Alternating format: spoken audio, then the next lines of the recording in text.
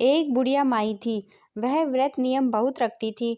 एक दिन भगवान के घर से यमदूत लेने आए। बुढ़िया माई यमदूत के साथ चली गई। आगे गहरी नदी बह रही थी।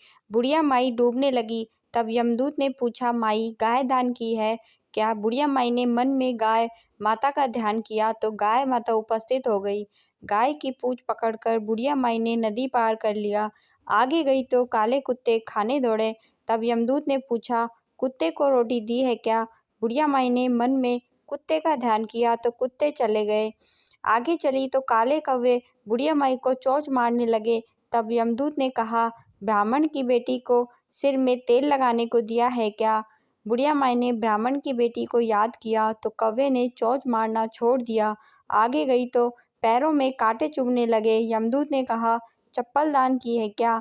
बुढ़िया माई ने याद किया तो चप्पल पैरों में आ गई। आगे चली गई तो चित्रगुप्त जी ने यमदूतों से पूछा, आप किसको ले आए हो? यमदूतों ने कहा, बुढ़िया माई ने बहुत दान पुण्य किए हैं लेकिन धर्मराज जी का कुछ नहीं किया, इसलिए आगे के द्वार बंद है। तब बुढ़िया माई ने विनती की, मुझे 7 दिनों के लिए धरती पर जाने दो। मैं इन 7 दिनों में धर्मराज जी की कहानी सुनकर उद्यापन कर वापस आ जाऊंगी। धर्मराज जी ने उसके प्राण लौटा दिए।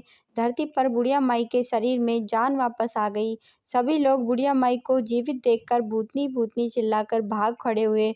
बुढ़िया माई अपने घर आई। बेटे बहू से कहा, मैं भूतनी नहीं हूँ, मैं तो धर्मराज के कहे अनुसार वापस आई हूँ। मैं प्रत्येक दिन धर्मराज जी की कहानी सुनकर उसका उद्यापन करके वापस परलोक चली जाऊंगी। यह सुनकर बेटे बहू ने पूजा की सभी सामग्री ला दी, लेकिन कहानी के समय हुंकार नहीं भरा। तब बुढ़िया माई पड़ोसन के पास गई। पड़ोसन ने कहानी सुनी और हुंकारा भी भरा। बुढ़िया माई ने 7 दिनों के पश्चात उद्यापन कर दान किया। 7वें दिन धर्मराज जी ने बुढ़िया माई के लिए स्वर्ग से विमान भेजा। विमान देखकर सभी गांव वालों ने स्वर्ग जाने के लिए कहा। तब बुढ़िया माई ने कहा, मेरी कहानी तो केवल पड़ोसन ने सुनी है।